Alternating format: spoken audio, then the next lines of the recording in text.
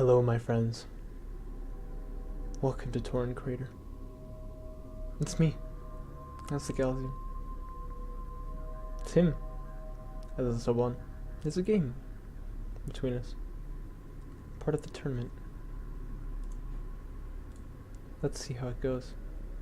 I don't know why I'm talking like this. Anyway, this is again from Kharak Cup number 5, continuing coverage of that tournament.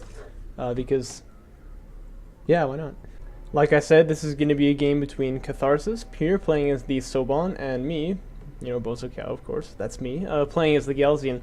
And the map is going to be Torrent Crater. Of course, he's picked by an RNG, but this is actually one of my favorite maps, so I was quite happy about that one. Catharsis, however, I was a little worried because he had actually beaten Descara in the last game. Spoiler alert, by the way.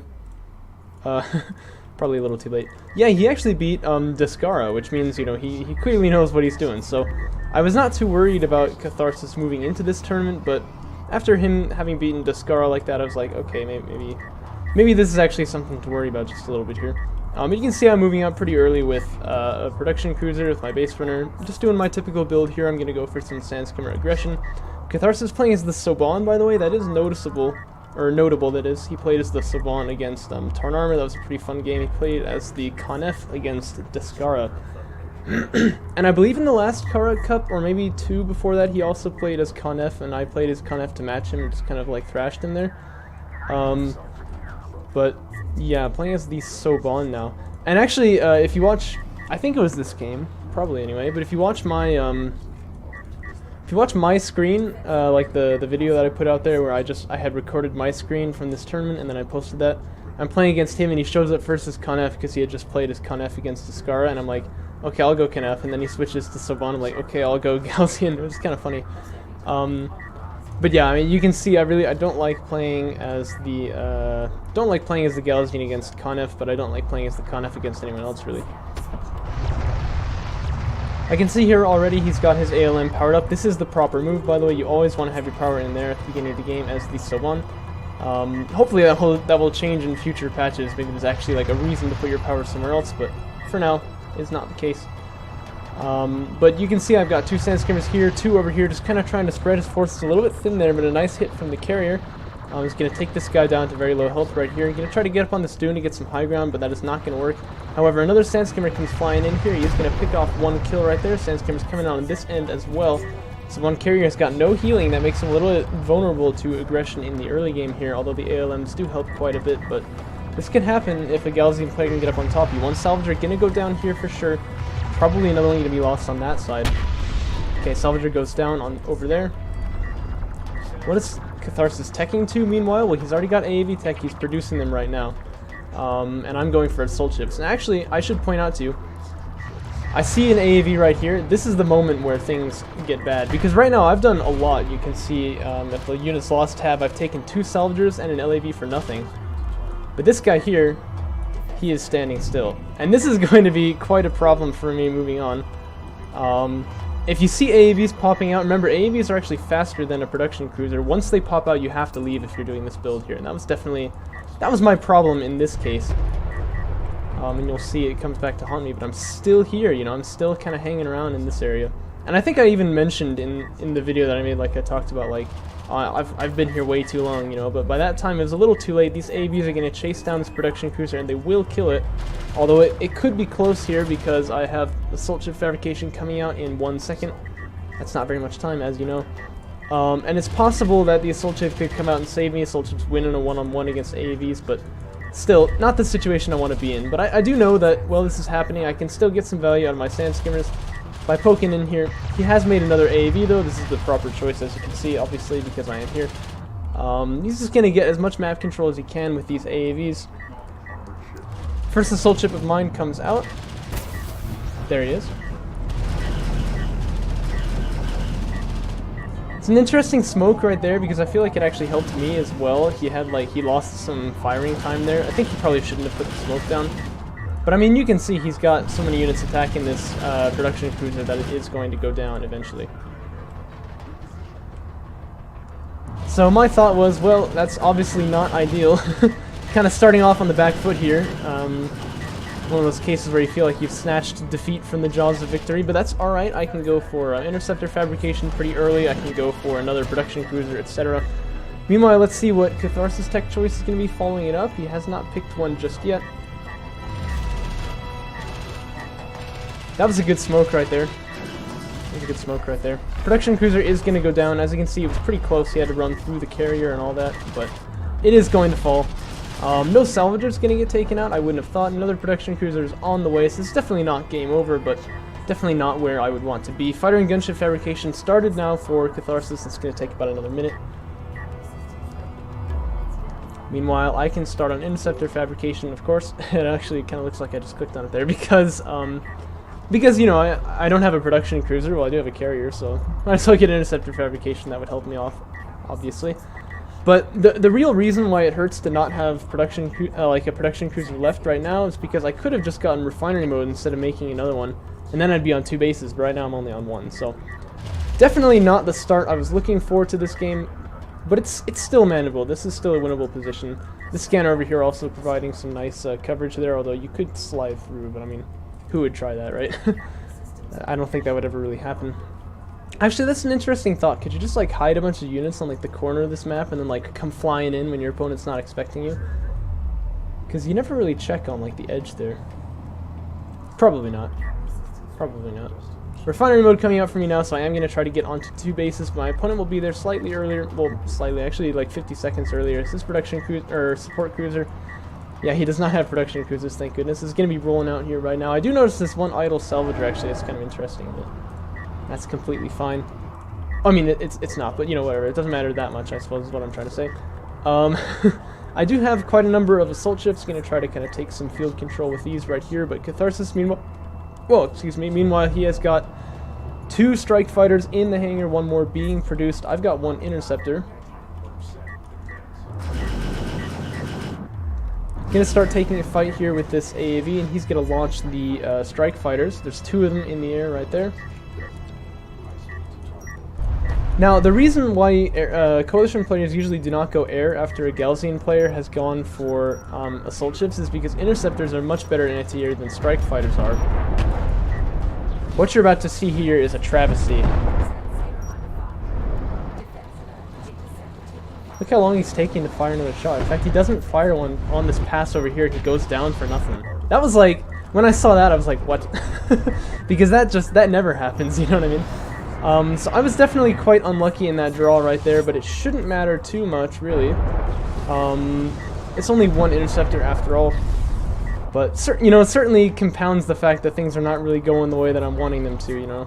So, it was a little bit frustrating right there. I seem to be evacuating on behalf of a single LAV. That's a little silly. Whoa, did you see how far out of the map I was looking for a second there? Anyway.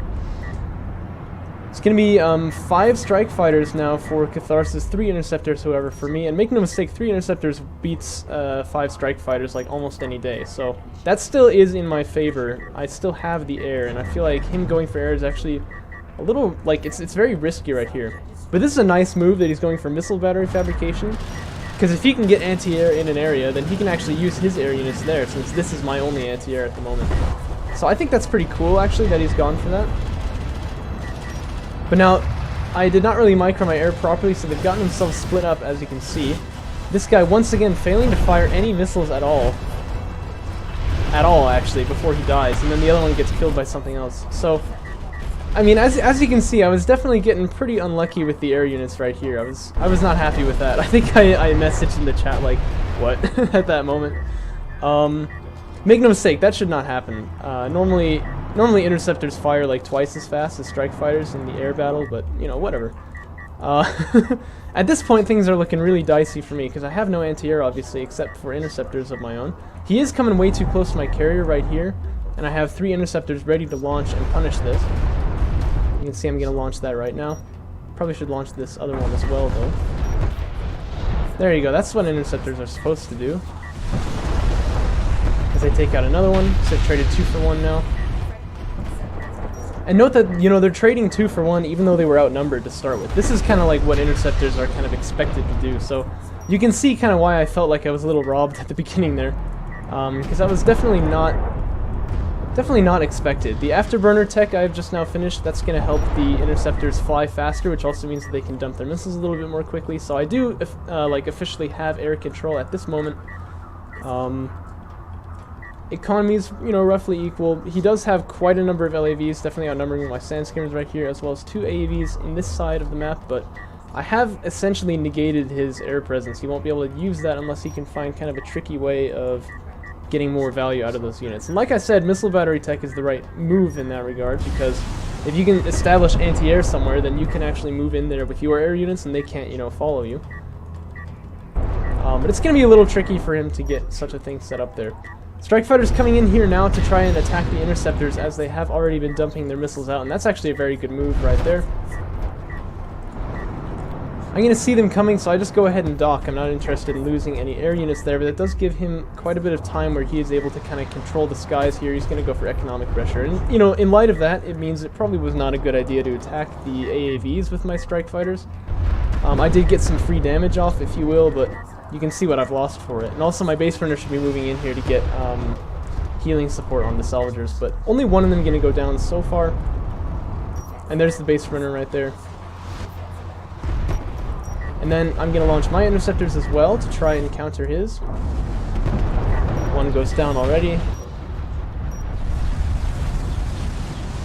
Pretty unfortunate unit splitting right there. Oh, I'm going to get... Oh, wow, I got all of them. What? I didn't know that had happened in game. Look at that. Way to go, interceptors. That's what they're supposed to do. Yeah, that's going to make me pretty happy. It's at this point that he begins making missile batteries, as you can see. So obviously he wasn't really planning on making them earlier, but now that his entire air force just got wiped, he's not really feeling it. So he's going to start making missile batteries at the moment. I still have an idle salvager. That's a little silly, but I can fix that, of course. Yeah, this AV cannot really push in, I wouldn't think. Pretty sure he's just going to get killed over there. And the LAV is kind of finding a similar story, although this one should probably pull back. Yeah, it does. But yeah, things are actually looking quite good for me at the moment. And I've got 2 production cruises. I do have refinery mode, so I'm going to be on 3 bases pretty soon.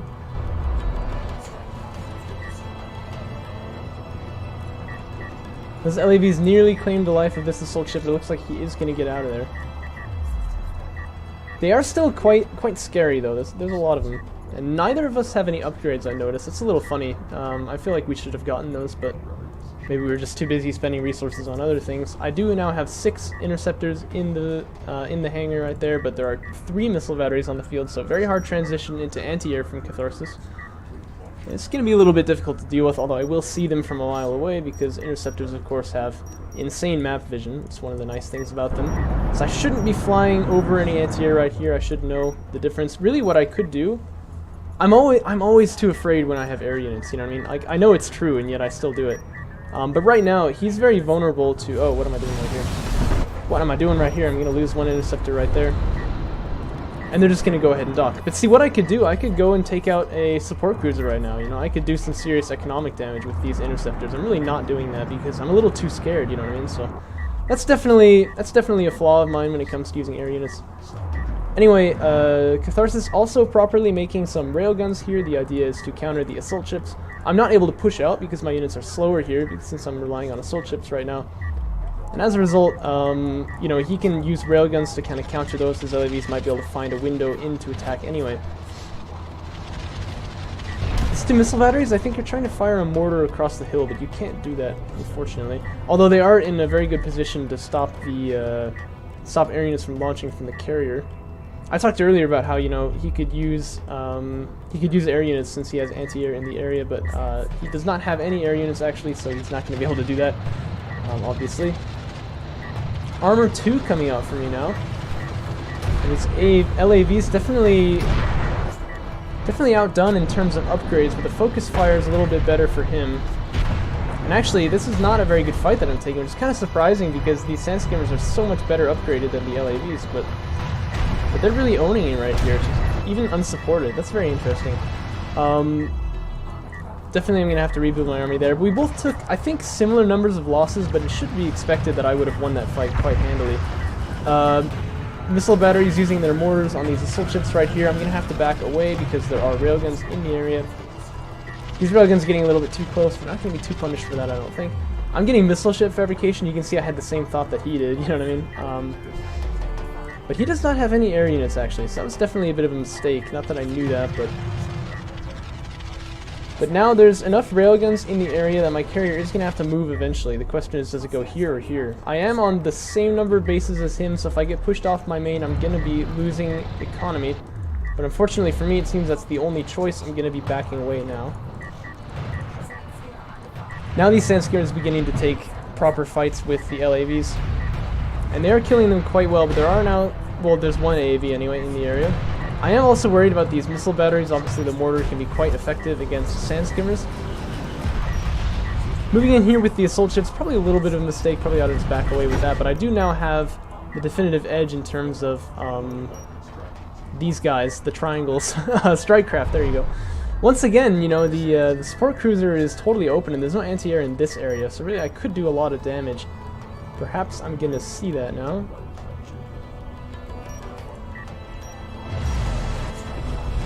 Yeah, dumping some missiles onto some salvagers, that's good, getting some economic damage in there.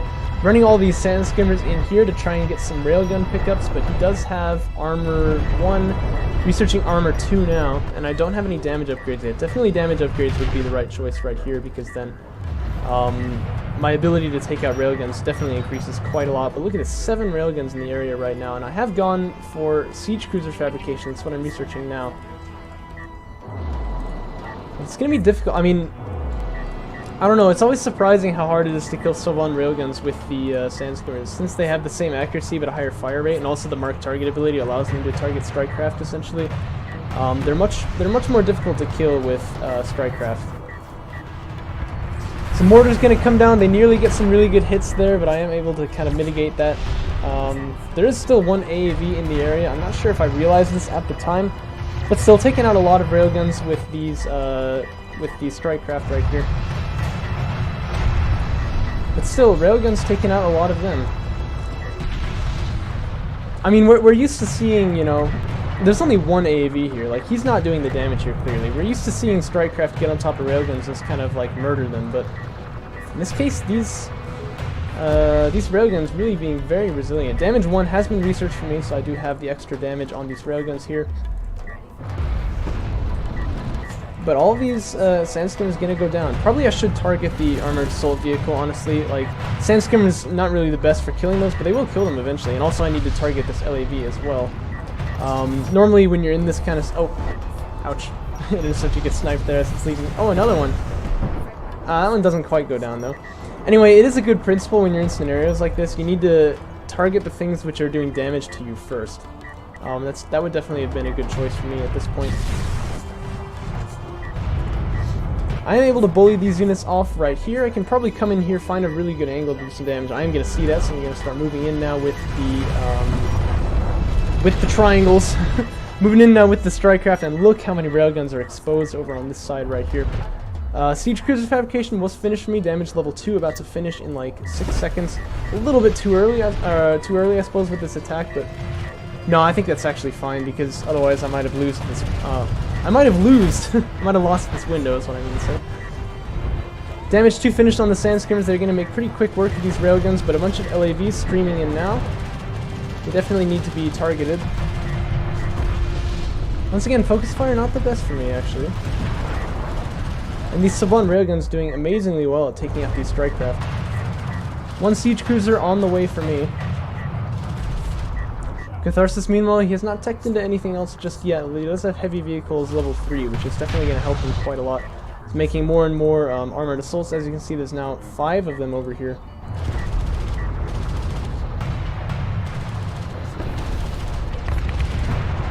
Pretty good mortar right there.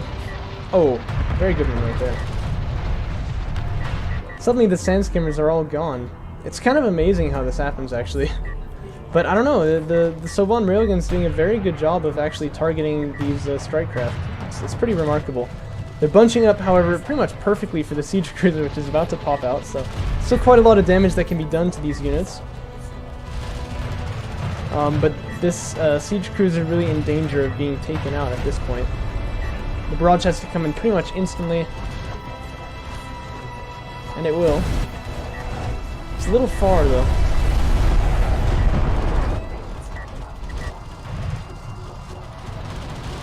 carrier's powering up its weapons. The siege cruiser does go down.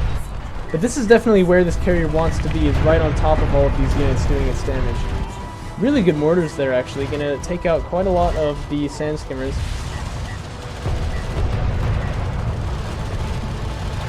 And there's just enough AAVs in the area now that they can start really whittling away at these strike craft. And it looks like the game is basically won at this point. Not really too much left that can be done, as there are now units just kind of closing in on every side. And Sovan railguns, once again, looks like they are going to win the day. Never underestimate these guys. They're deadly. And I must admit, I felt a little cheated in this game just because of like the way that the interceptors kept getting killed there. But you know, watching the replay, it's very easy to see there were some clear mistakes that I made that definitely could have still won this game for me if I had not made them. So I can't feel too bad about this one. And you gotta give props to Catharsis. This means he has actually gone... I mean, I'm already in, you know, diagnostic mode. I know it's over. Look how many missile batteries there are. Anyway, really, you know, props to Catharsis here. He went undefeated in the... how do you say? Undefeated in the qualifier section, despite the fact that this is probably the most stacked tournament that we've had so far. There were very few players, but everyone who played was very good, as you noticed, probably from these replays. So that's definitely no small feat to have gone undefeated in the qualifier section right here. If only I could have lasted 9 more minutes, I would have actually won this game on time, unless he begins making some base runners, but there's no way that's going to happen right there. It was a desperate defense indeed, and unfortunately it has not worked for me.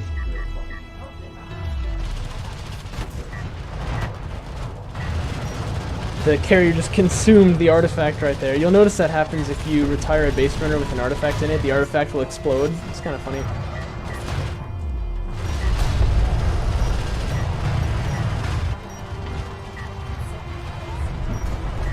But yeah, railgun net beginning to close in, and look how many railguns there are. I don't even know. 20 railguns, so, you know, there's enough. We'll put it that way. This one interceptor here doing his best to try to take them all out, but that doesn't seem particularly likely to me. And that is going to be GG to Catharsis. Like I said, going undefeated in the qualifier sections, that is big news right there. As for me, that means that I won't be advancing, although I did technically still make the semifinals because there weren't any. Haha, so I can still say I've never not made it to the semifinals of a Kharak Cup. That feels good. There are, of course, only 2 contestants advancing, since we only had 6 in the tournament. And so Catharsis definitely going to be one of them, as he was undefeated. But we'll move on to the next match to see. The next match will be important between Discara and Tarn Armor to see who is going to advance into the semifinals. Or, the finals. I just said there were no semifinals. Anyhow, hope you enjoyed it. I'll catch you in the next video.